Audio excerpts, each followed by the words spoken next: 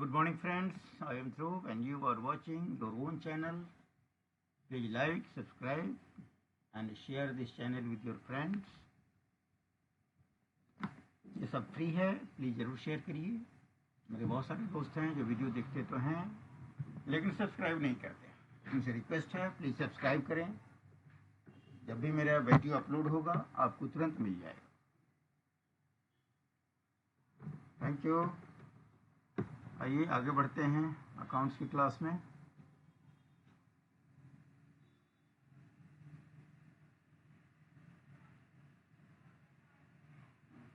So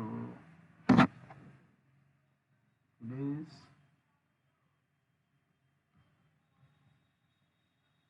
14th of Feb. कल हमने क्या पढ़ा था? जेवी, डेबिट नोट, क्रेडिट नोट. ठीक है, डेबिट नोट. इसमें 4-5 होमवर्क दिया था आपको. 9 से 9 पेज. हाँ, कुछ आप होमवर्क बना के लाए हो? होमवर्क रह गया सर आज. रह गया, कोई बात नहीं, ये बना के ले आना, आपके लिए होमवर्क है. बनाना क्या है ये मालूम है? सर जी जेवी के ट्रांजैक्शन कोई भी 4-5. हाँ, 4-5 बनाने हैं जिसमें ना कैश हो, ना बैंक हो, ना सेल हो, ना परचेज हो. ठीक है. ओके. आज मैं आगे बढ़ जाता हूँ, थोड़ा टीडीएस का पढ़ा देता हूँ आपको.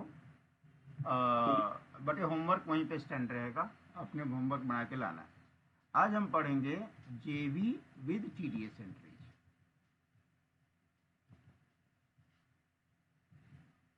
जेवी आपको बता दिया मैंने. जेवी वो वाले जेवीज हैं जिसमें न सेल है न परचेज. एग्जांपल देता हूँ आपको. मान लो मेरा वो रोहित गारमेंट ही है. रोहित गारमेंट की बात चल रही है. इसी कंपनी के लिए हम लोग काम करेंगे.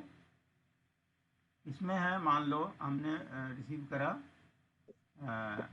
Received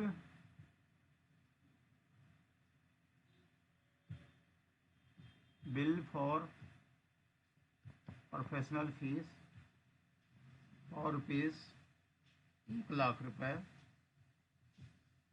from messrs Kumar Gupta and company as per bill number 123 with GST @18%. समझना बात को. प्रोफेशनल बिल हमें मिला है 1,00,000 का 18% के रेट से. लोकल लिख लो, 18% लोकल मान लेते हैं. लोकल मिला है हमें, और ये प्रोफेशनल फीस है. गुप्ता एंड कंपनी ने हमें बिल दिया है. आप बताओ, डेबिट क्या करूंगा, क्रेडिट क्या करूंगा? एक बार क्वेश्चन समझा देना सर एक बार. देखो आपके सामने ये मेरा स्क्रीन दिख रहा है ना आपको? जी सर. हाँ, समझो. Received bill. बिल मुझे रिसीव हुआ है, मैं रोहित गारमेंट का मालिक हूँ. 1,00,000 रुपए का प्रोफेशनल फीस का बिल दिया है मुझे कुमार गुप्ता एंड कंपनी ने. मैंने कुमार गुप्ता एंड कंपनी से कोई सर्विस लिया होगा, प्रोफेशनल सर्विस. उसने मुझे 1,00,000 का बिल दिया है एज पर बिल नंबर 123. उसके बिल का नंबर ये है, और उसने जीएसटी 18% लोकल लगा रखा है अपने बिल में. क्लियर हुआ? जी सर, तो ये अपनी बुक्स में बनाना है या एमएस कुमार हमें रोहित गुप्ता के? गारमेंट की बुक्स में बनाना है. ये कुमार रोहित गुप्ता के गार बुक्स नहीं बनानी है मुझे. अपनी बुक्स में मैंने सर्विस लिया था इस बंदे से, इसने अपना बिल भेजा है. पैसा चाहे 10 दिन बाद जाएगा, पैसे पेमेंट की दिक्कत नहीं है, बट इसकी इस बिल की एंट्री तो करनी पड़ेगी ना हमें. जी सर. बताओ जी. सर प्रोफेशनल फीस डेबिट हो जाएगा. Professional fees paid. और अमाउंट बताओ, पूरा वाउचर बनाओ. आप कोई गलती होगी तो मैं बताऊंगा. अमाउंट 1,00,000 होगा. ओके. और क्रेडिट क्या होगा? क्रेडिट क्रेडिट में कुमार गुप्ता. ये भी 1 लाख कितना का। हो? 1 लाख हो गया जी। कंप्लीट। दोबारा सोच लो, कोई कमी छूट रही हो तो। इसमें सर जीएसटी रिकॉर्ड नहीं करेंगे शायद। जीएसटी रिकॉर्ड क्यों नहीं करेंगे और क्यों करेंगे, दोनों बता दो। कुछ बताया था सर आपने, थोड़ा भूल गया। अच्छा, तो जो आप जो 2-3 दिन पहले पढ़ाया था उसको आप रिवाइज नहीं करते हो? जो थोड़ा सा यत पठत्वे तद गुरुवे समर्पितम, जो पढ़ा वो गुरु जी को वापस कर दो। सर, थोड़ा सा हिंट क्लास दे में दो तो पढ़ा हो बता तो दूं। अच्छी बात है, बट उसको रिवाइज भी तो करना होता है ना। आपने होमवर्क नहीं किया, चलो आज नहीं किया कल कर लोगे, बट अगली क्लास में जाने से पहले थोड़ा तो पढ़ के आओगे ना।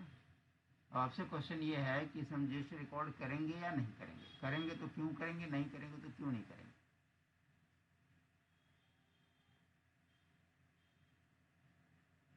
कोई हाँ ना?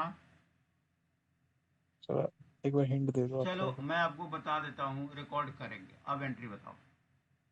करेंगे। इसमें रिकॉर्ड होगा, ये खर्चे पे जीएसटी अलाउड है। 2-3 खर्चे जो मैंने ऊपर लिखा था जिस पे अलाउड नहीं था, वो मैंने आपको कल परसों बता दिया था, याद है ना?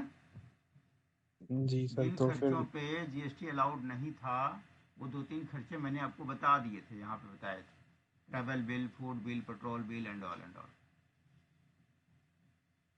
उन पे अब वैट बताओ लगता जी। हाँ, वो पेट्रोल पे वैट लगता है। वैट से मतलब नहीं है, पेट्रोल से मतलब है। पेट्रोल का खर्चा कन्वेंस के खर्चे पे नहीं मिलता। अब है। बताओ, रिकॉर्ड होगा। अपने मैंने आपको ये हिंट्स दे दिया, रिकॉर्ड करना है। अब बताओ क्या रिकॉर्ड करोगे। Debit CGST 9%। Debit CGST. Output के इनपुट लिखूं? ये पूरा होगा बताओ इसे। हैं? Output. Output. Output at the rate 9%। कितना? 9,000। हम्म, हाँ। लिखो 9,000। जी सर। और फिर और सर क्रेडिट कर आगे देंगे बोलो। एसजीएसटी। एसजीएसटी लिखूं? Debit output 9%। 9,000। हो गया पूरा? 1 सेकेंड सर।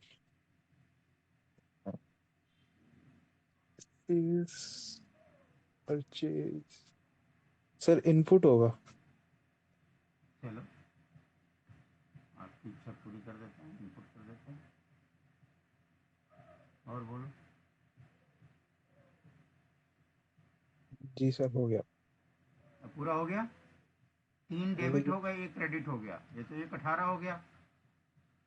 तो ये सर फिलअप हुआ। ये कुमार के उसमें 1,18,000 कर देंगे total.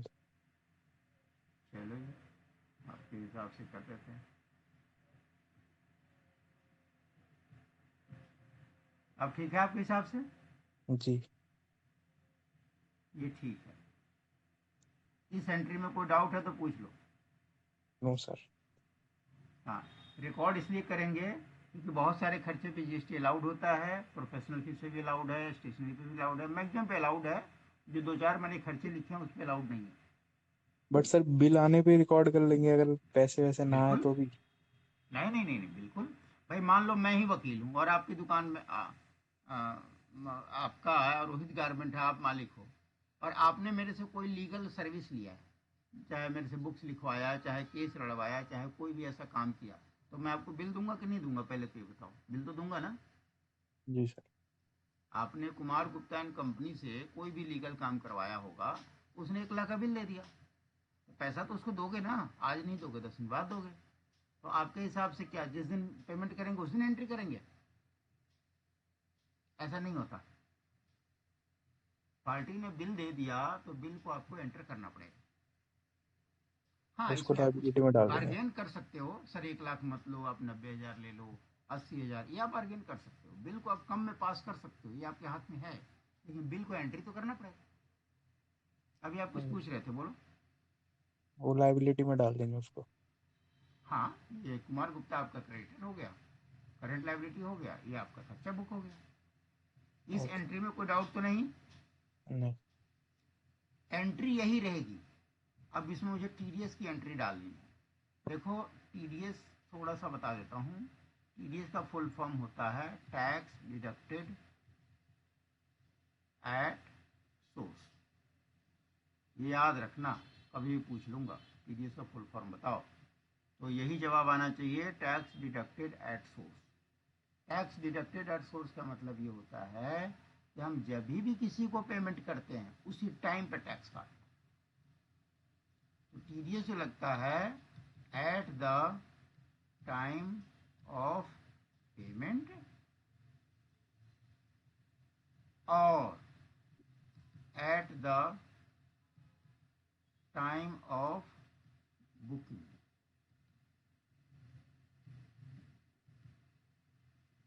Which ever is earlier. समझना बात को। हर मान लो, ट्रांजैक्शन में तो नहीं लगते ना? नहीं, अब बता रहा हूँ पेमेंट की बात हो रही है। At the time of payment, जब भी हम किसी को पेमेंट करेंगे उस पर टीडीएस कटेगा। अब ये जो पेमेंट होता है खर्चे के अगेंस्ट, और वो बताऊंगा किस पे कटेगा।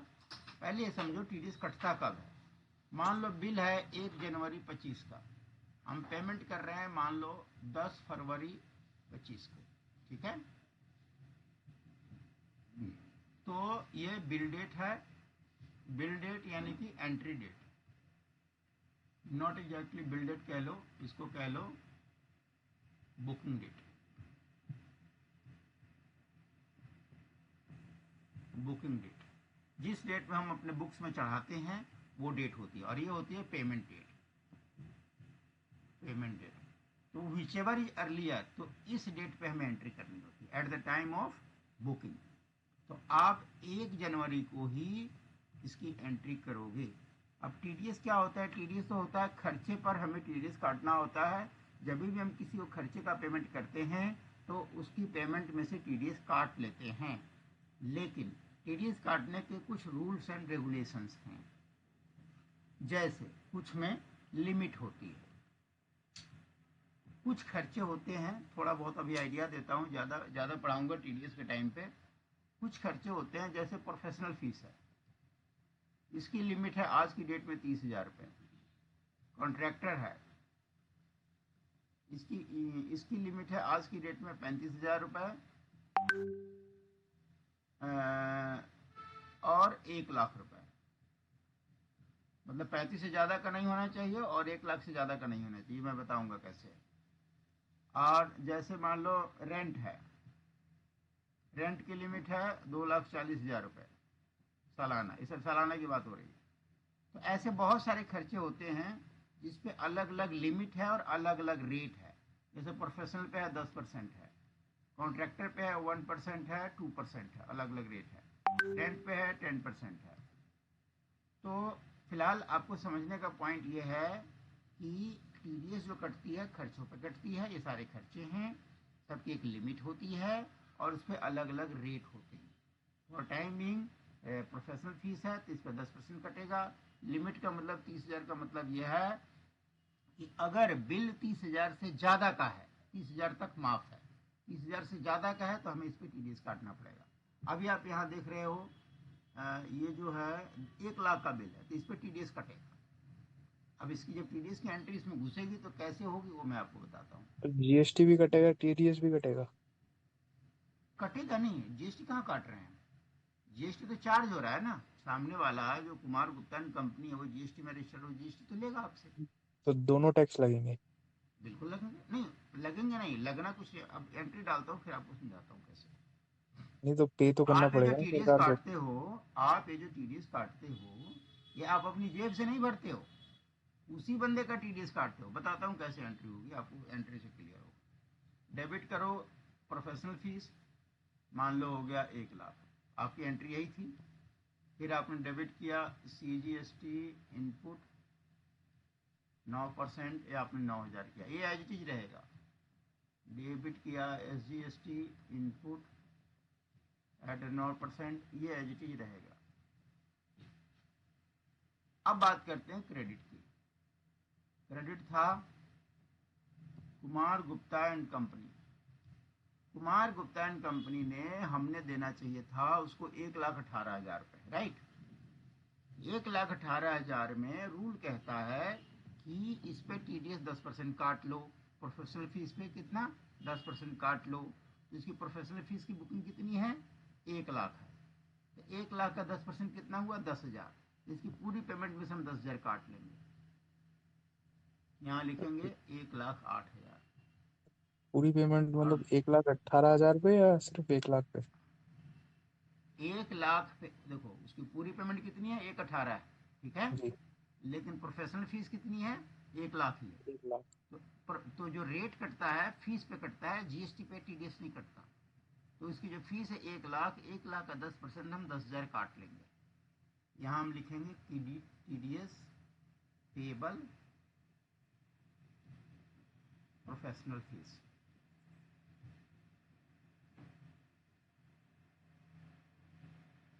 TDS payable on professional fees 10,000। 1,18 हो गया, 1,18 हो गया। अब ये एंट्री पड़ी TDS वाली। इस एंट्री में तुम्हें जो जो डाउट है पूछो भाई। कोई फिक्स टैक्स रेट नहीं होता इसमें? इसमें भी अलग अलग होते हैं? अलग अलग नेचर ऑफ खर्चे का अलग अलग रेट है, तो उनका ये सब अलग याद अलग करने पड़ते हैं? लिमिट भी है। हाँ जी, याद करने पड़ते हैं? बिल्कुल। नहीं, जो प्रोफेशनल्स होते हैं, जैसे हम लोग हैं, हम लोगों को काम करना पड़ता है, तो ये गवर्नमेंट के रूल्स आते रहते हैं, वो अलग अलग रेट डिक्लेयर करती रहती है। और प्रेजेंट पे जो रेट चल रहा है वो मैंने अभी आपको बताया है, और इसी रेट पे हमें काटने पड़ते हैं और हमें याद रखने पड़ते हैं। यस, तो ये टैक्स रेट चेंज होते रहते हैं हर साल बिल्कुल, फरवरी में? यस, चेंज होते रहते हैं। जैसे अभी कमीशन पे आया था, पहले कमीशन था ना, जी। कमीशन पे था, पहले 5% था। कमीशन पे पहले 5% था, अब 5% से घट के 1 अक्टूबर से 2% हो गया। ये हमें मालूम है, पूरा ये पढ़ना काम पड़ता किया। होगा, सारे सारे टैक्स सारे फील्ड्स के? हाँ बिल्कुल, ये इसकी पूरी चार्ट आती है। ऑनलाइन जाओगे ना गूगल पे, वो सब जी। चार्ट मिलती है। जब हम लोग कितनी TDS बड़ी पढ़ेंगे होती ना, तो होगी? TDS के टाइम पे थोड़ा सा और डिटेल में इसको बता दूंगा आपको। फिलहाल जर्नल वाउचर के समझदारी के लिए ये मैंने आपको TDS के हिंट्स दिया है कि TDS में ये चीज़ें होती हैं। और कोई सवाल पूछो TDS पे, इस एंट्री में कोई डाउट, कहीं कुछ भी। सर ये TDS गवर्नमेंट को हम डायरेक्ट पे करते हैं या फिर अभी तो आपने इनडायरेक्ट? काट लिया, उस सामने वाले, आपकी जेब का पैसा नहीं है, ध्यान रहे, ये पैसा आपका नहीं है, आपने पार्टी का काटा है। और इसको TDS हमें सरकार को ऑनलाइन पे करना पड़ता है। पेमेंट करने का कुछ नियम है, प्रोसेस है, उस नियम से आपको चालान भर के पेमेंट करना होता है। 3 महीने पे TDS की रिटर्न भरनी पड़ती है, और रिटर्न भरने के बाद इस बंदे को सर्टिफिकेट भी देना पड़ता है कि साहब आपको मैंने 10,000 का TDS काटा था, आपका जमा हो गया, ये लो सर्टिफिकेट। उसका पूरा प्रोसेस होता है। 3 महीने में? TDS की रिटर्न क्वार्टरली फाइल होती है, नियम है सरकारी, क्वार्टरली? क्वार्टरली फाइल होती है। तो 3 महीने अच्छा। में जितना भी हम काटे रहेंगे और जमा किए रहेंगे, इसकी हमें सर्टिफिकेट उसको देनी पड़ेगी। वो बंदा अपना क्लेम कर लेता है बाद में। जैसे एग्जाम्पल के लिए आपके डैड का भी TDS कटता है, इसी स्कूल से गाड़ी जाती है, तो उसमें TDS कटता है उनका, वो TDS हम लोग क्लेम कर लेते हैं। बट सर हम तो कस्टमर से TDS लेते ही नहीं, अपनी जेब से देते हैं। अच्छा, कस्टमर से, पहली बात तो कस्टमर से नहीं मिलता। जैसे पहले कि तो आपके GST हम दिमाग में है, कस्टमर से लेते हैं। कस्टमर से लेते हैं, अब GST क्या मिला कह के रहे हैं। लेते हैं ना कस्टमर से अमाउंट। नहीं, दोनों कंफ्यूज मत करो, GST अलग है। GST इज बिल्कुल अलग चीज़ है। ये जब आप बिल बनाते हो कस्टमर, जैसे ये बंदा है कुमार गुप्ता है, इसके लिए कस्टमर रोहित गारमेंट है, ये तो अपना बिल में GST लेगा, ये पूरा का पूरा GST सरकार को जमा करा देगा। अब TDS जो है कुमार गुप्ता नहीं मांग रहा है, TDS तो रोहित वाला काट रहा है उसका। TDS जो होती है पेमेंट पे होती है, at the time of payment. Payment कौन कर रहा है, पेमेंट कौन करता है, कस्टमर करता है पेमेंट, कस्टमर करता है पेमेंट, कस्टमर से नहीं लिया जाता TDS, ध्यान रहे। आप जब कस्टमर को बिल करते हो, जैसे मान लो कुमार गुप्ता एंड कंपनी की तरफ से चलो, तो उस बंदे ने तो 1,18,000 का बिल दे दिया, अब वो TDS कहाँ मांग रहा है हमसे। TDS हम काटते हैं सप्लायर का, सप्लायर मतलब सर्विस प्रोवाइडर का, प्रोवाइडर हम्म, का TDS काटते हैं। सर ध्यान लेकिन रखना। बोलो। जैसे जितने सवाल है हमने वन बाय वन पूछते चले जाओ। बोलो। जैसे हमने मतलब पेमेंट कर दी 1 लाख। आप रोहित गारमेंट की तरफ से बात कर रहे हो? हाँ हाँ, रोहित का। हाँ, रोहित गारमेंट, हाँ आपने पेमेंट किया, ठीक है। ये 1,18,18,000 का उसने बिल दिया, हमने 1,18,000 दे दिए। 1,18,000 नहीं देंगे उसको, इसीलिए तो मैं बोल रहा हूँ। कितना आप दें? किसी बंदे को उतना ही पेमेंट करोगे जितना उसके अकाउंट को क्रेडिट करोगे। अभी आप यहाँ देखोगे इस जर्नल में आप देखो, दोनों जर्नल दिखाता हूँ आपको। जब टीडीएस नहीं काटा था, इसके अकाउंट को मैंने कितने से क्रेडिट किया था? 1,18,000 से। तो यहाँ पर आप 1,18,000 उसको पेमेंट करते। लेकिन मैंने जब टीडीएस काट लिया, तो मैं अपनी जेब से ज़्यादा थोड़ा भरूंगा। मैं तो उसको दूंगा 1,08,000 और 10,000 दूंगा सरकार को। और बोलो, अच्छा, उसमें से पैसा मुझे काट एक लेंगे। अठारह ही देना है। हम्म। उसके में से काट लेंगे। यस, उसी का पैसा कटेगा। तभी तो आप जो टीडीएस जमा कराओगे ना, उस बंदे के बिहाफ पे जमा कराओगे कि सर आपका टीडीएस मैं जमा कर रहा हूँ और आपको ये सर्टिफिकेट दे रहा हूँ, क्योंकि ऐसा सरकार का नियम है। अच्छा, तो ये जो कंज्यूम करता है सर्विस वो पे करता है। वो काट के पे करता है। हाँ, वो उससे लेके पे करता है। यस। अच्छा। जैसे एग्जांपल देता हूँ, आप आपकी गाड़ी चलती है किसी स्कूल, देखना तुम, वहाँ से फॉर्म 16A आता है, टीडीएस सर्टिफिकेट, ऐसे समझो टीडीएस सर्टिफिकेट आता है। उसमें दिखाता है कि आपने पूरे साल में मुझे सर्विस दिया, मान लो 1,00,000 रुपए। तो वो 2% शायद काटता है, दो या 1%, 1% होगा शायद, 1%, 1,00,000 का 1% कितना हुआ? 1,000। 1,000 रुपये टीडीएस काट के आपको सर्टिफिकेट दे देता है। और आपकी पेमेंट में से 1,000 काट लेता है। अगर आपने 1,00,000 का बिल दिया होगा, तो उसमें 1% काट के 99,000 आपके अकाउंट में देगा, और 1,000 रुपीज सरकार को टैक्स जमा करा के आपको सर्टिफिकेट देगा। तो ये जिम्मेदारी किसकी होती है? रिसीवर की होती है। सर्विस रिसीवर की जिम्मेदारी होती है कि हमें टीडीएस काट के देना है। जी। कुछ कुछ क्लियर हुआ? सर, ये कैपिटल गेन वगैरह में भी होता है टीडीएस? कैपिटल गेन में क्यों होगा? कैपिटल गेन कोई खर्चा होता है? नहीं, नाम प्रॉफिट से हुआ ही तो। जाहिर है कि कैपिटल गेन जी। इनकम है। आप समझो, कैपिटल गेन नाम से ही जाहिर है कि वो एक इनकम है। 1,00,000 का प्लॉट खरीदा, मैंने 1,50,000 में बेच दिया, तो 50,000 मेरा प्रॉफिट हो गया। 50,000 बेचने के ऊपर वाला जो की मुझे है, सॉरी, बेचने वाले की बात कर रहा हूँ। हाँ, यस, एक नियम आया है अभी। तो ये देखो, प्रोफेशनल सर्विस की बात हो रही है, वो अलग है, वो रूल अलग है। जो प्रॉपर्टी सेल परचेज है, प्रॉपर्टी की जो सेलिंग होती है, ध्यान रहे, दो दो चीजें समझा देता हूँ। प्रॉपर्टी सेल पे जो टीडीएस लागू हो गया, ये पहले नहीं था, ये पिछले 3-4 साल से लागू हुआ है। इस पे गवर्नमेंट कहती है, अगर आप कोई 50 लाख से ज्यादा की कैपिटल मकान बेचते हो, जैसे मान लो ए ने बी को बेचा, तो बी, ए ने बी को बेचा, ठीक है, तो बी जो है इसको 50 लाख देगा। तो गवर्नमेंट कहती है इसका 1% काट लो और मुझे दे दो। लेकिन इसका इसका इस बिजनेस वाले टीडीएस से कोई रिलेशन नहीं है, ध्यान देना। ये जो प्रॉपर्टी होगा, वो जमीन कोई बिजनेस नहीं करता, लेकिन जमीन ने कोई 50 लाख 1 करोड़ का मकान खरीद लिया, ये जमीन की भी जिम्मेदारी बन जाएगी टीडीएस काट के जमा करने की। ये बिजनेस का टीडीएस है, ये बिजनेस टीडीएस है, ये इंडिविजुअल का है। दोनों टीडीएस हैं, ये बात सही है, लेकिन दोनों की जिम्मेदारियां अलग अलग हैं। मैं बिजनेस करता हूं चाहे नहीं करता हूं। अगर मैं बिजनेस नहीं भी करता हूं, अगर मैंने कोई प्रॉपर्टी खरीद लिया 50 लाख से ऊपर का, तो मुझे जब पेमेंट करने से पहले 1% काट के गवर्नमेंट को देना है।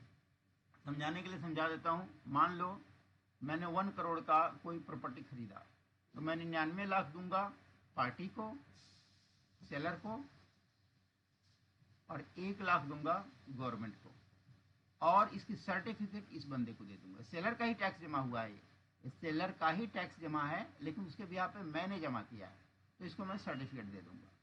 लेकिन ये ट्रांजेक्शन बिल्कुल अलग है, नॉन बिजनेस ट्रांजेक्शन है ये। नॉन बिजनेस ट्रांजेक्शन, ये पहले नियम नहीं था, पिछले कुछ सालों से लागू हुआ, लेकिन ये बिजनेस ट्रांजेक्शन है, इसमें करना ही करना है। और इसकी लिमिट है 50 लाख के घर की। ठीक है। एक और रूल होता है, बातों बात में आई है तो बता दे रहा हूँ आपको, आगे पढ़ोगे कहीं मिलेगा तुम्हें।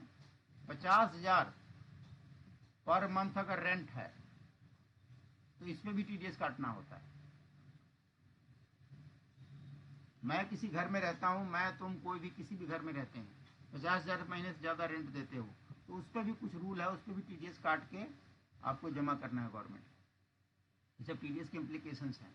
फिलहाल ये हमारा आज का टॉपिक नहीं है प्रॉपर्टी वाला, ये सब रेंट वेंट वाला, ये सब इंडिविजुअल के लिए होता है, इंडिविजुअल के लिए होता है, इनके लिए भी रूल लागू होता है।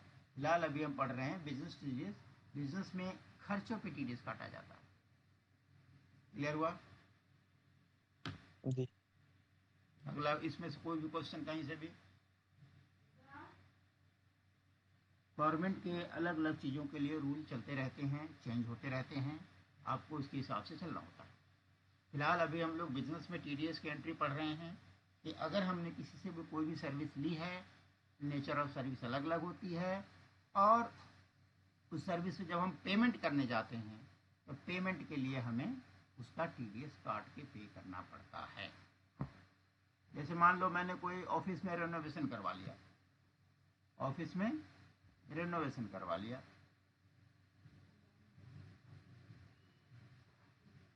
मैंने रिपेयर करवा लिया, ठेकेदार ने बिल दे दिया, कॉन्ट्रैक्टर ने बिल दे दिया 1 लाख का, ठीक है जी। अब इस पे मुझे 1% या 2% काटना है। 1% किसके लिए होता है? इंडिविजुअल के लिए। 2% किसके लिए होता है? कंपनी के लिए और पार्टनरशिप फर्म के लिए।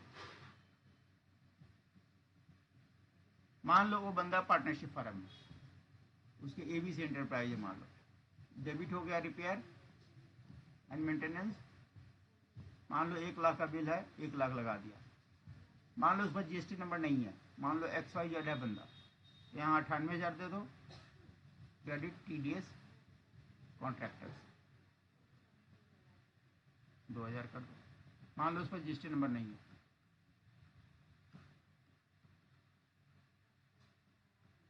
इस एंट्री में कोई डाउट है? No sir. ऐसे पड़ती है टीडीएस की एंट्री। टीडीएस एक लायबिलिटी होती है, कुछ टाइम बाद उसका एक नियम होता है, अगले 7 तारीख को आपको टीडीएस पेमेंट करना पड़ता है गवर्नमेंट को। जब गवर्नमेंट को पे करते हैं तो टीडीएस कॉन्ट्रैक्टर्स कर देते हैं, क्रेडिट बैंक कर देते हैं। मान लो स्टेट बैंक 2,000 का, जब हम बैंक से पेमेंट कर देते हैं तो ये मेरा लायबिलिटी खत्म हो जाता है, और इस बंदे को जो पेमेंट करेंगे XYZ को 98,000 पे कर देंगे। मेरी जब से 1 लाख ही निकलने। इतना क्लियर हुआ जी? जी सर। चलो आज हम लोग सर इतना ही पढ़ेंगे। हाँ बोलो। अ- पूछो। अगर जैसे हमने किसी कंपनी के शेयर बाय करें हम्म। और शेयर की तरफ से हमें वो मिलता है, क्या कहते हैं, डिविडेंड। डिविडेंड, हाँ, डिविडेंड हम्म। मिलता है, तो उसकी ट्रांजैक्शन कैसे रिकॉर्ड करेंगे किसी कंपनी में? आप किसकी तरफ से डिविडेंड देने वाली कंपनी की बात कर रहे हो या नहीं, मिलेगा यहाँ लेने किसी लेने का भी? वाली डिविडेंड जिसको मिली है। चलो मान लिया मेरी कोई कंपनी है, रोहित गारमेंट ही है, मान लो रोहित गारमेंट है, मान लो कंपनी के नाम पे ही आपने शेयर खरीद लिया, तो क्या दिक्कत है? डेबिट बैंक कर दो, क्रेडिट डिविडेंड रिसीव्ड कर दो। नहीं, क्या ये तो दिक्कत है हो इसमें? जाएगा नॉर्मल, वो टैक्सेस की बात कर रहा हूँ, जीएसटी लगेगा, टीडीएस लगेगा, इस पे क्या लगेगा? पहली बात तो जीएसटी लगाता कौन है? जो चार्ज करता है, राइट। हमने कोई जी। चार्ज तो नहीं किया, जीएसटी पे कोई जीएसटी नहीं लगता। पहले टीडीएस भी नहीं था, अब टीडीएस लगता है, टीडीएस काट के देती है आपको। अच्छा। इसमें टीडीएस काट के देती है। जब टीडीएस काट के देती है तो आपको डेबिट बैंक कर दो, मान लो 10 रुपये काट लिया, डेबिट टीडीएस कर दो 10 रुपया, क्रेडिट डिविडेंड रिसीव कर दो 100 रुपये। सर, जो बैंक्स होते हैं हम्म। उनके तो नॉर्मल इनकम, उनका जैसे इंटरेस्ट रिसीव हो गया या बैंक चार्जेस वगैरह से वो इनकम हम्म। करती हैं, हम्म। तो उन पे भी टीडीएस कटता है, बैंक वालों को भी टीडीएस भरना पड़ता है? बैंक अगर हमें, देखो, ये डिस्काउंट काटता है जो पैसा देता है। बैंक अगर हमें कोई भी इनकम देती है, जैसे इंटरेस्ट देती है, मान लो एफडी पे इंटरेस्ट देती है बैंक, पता है ना, हम बैंक में एफडी करते हैं। जी। मान लो 1 करोड़ तुमने एफडी कर दिया, 1 करोड़ पे मान लो 8% है, 8 लाख उसने ब्याज देना है, तो इंटरेस्ट पे 10% टीडीएस का भी हिसाब है।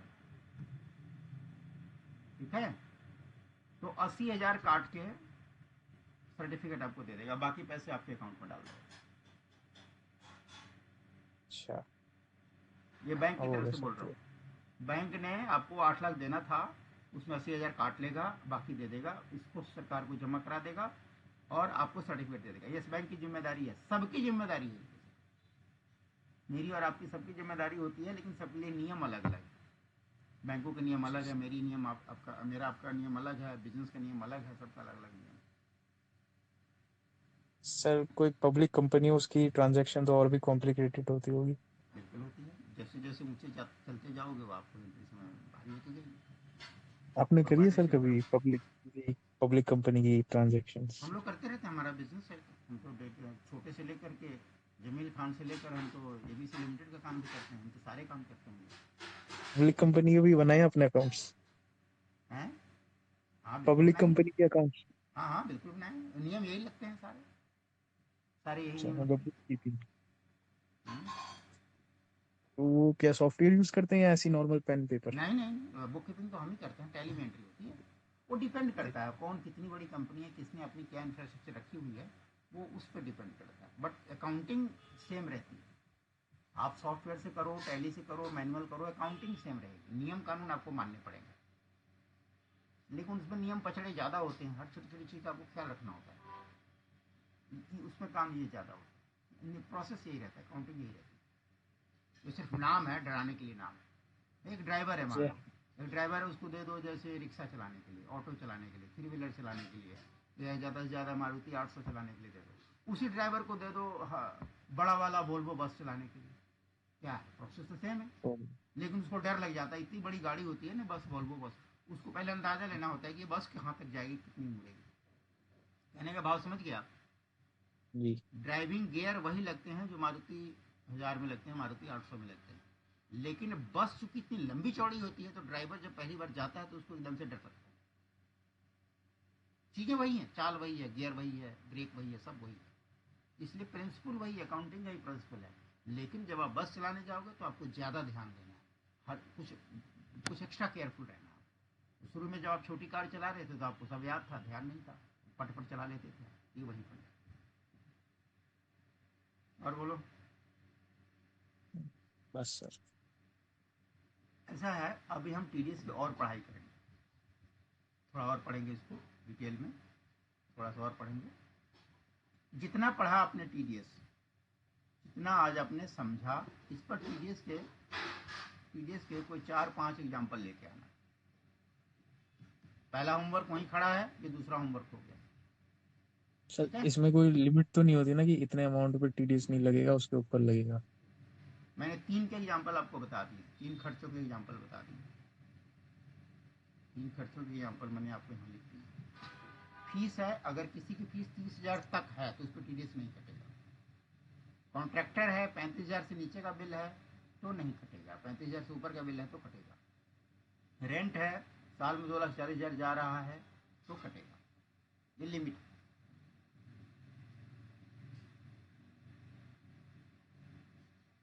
तुम कमीशन का लिमिट ढूंढ के लाना, होमवर्क लिख लो, कमीशन की जो लिमिट है, कितने पे कमीशन कटेगा, तुम ढूंढ के लाना गूगल से। मैं तो बता ही दूंगा, बट आप ढूंढ के लाओ, कुछ थोड़ा बहुत होमवर्क रहेगा आपके पास। आज की लिमिट क्लास मतलब हम लोग अपर खत्म लिमिट? करते हैं। हाँ बोलो। Upper limit lower limit? Upper lower कुछ नहीं होता, एक ही लिमिट होती है, उसके नीचे रहेगा तो नहीं काटेंगे, उसके ऊपर जाएगा तो काट लेंगे। अच्छा। सर 35,000 कमीशन क्या का कोई लिखा था लिमिट नहीं आपने? है, मैं किसी बंदे को 10 करोड़ कमीशन नहीं दे सकता, मैं 10 करोड़ भी कमीशन दे सकता हूँ, 10 रुपये भी दे सकता हूँ कमीशन, मेरी इच्छा है, मेरा बिजनेस है। ठीक।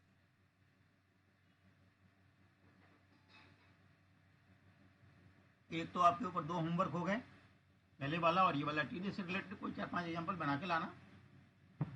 वाउचर भले में ना बनाओ, वाउचर बना लेना, इसका तो ट्रांजेक्शन ही बना लेना, और प्लस वाउचर भी बना लेना, लेके आओ, कुछ तो लेके आओ, दिखाओ, गलत सही होगा देखी जाइए, सीखने को मिलेगा तुम्हें।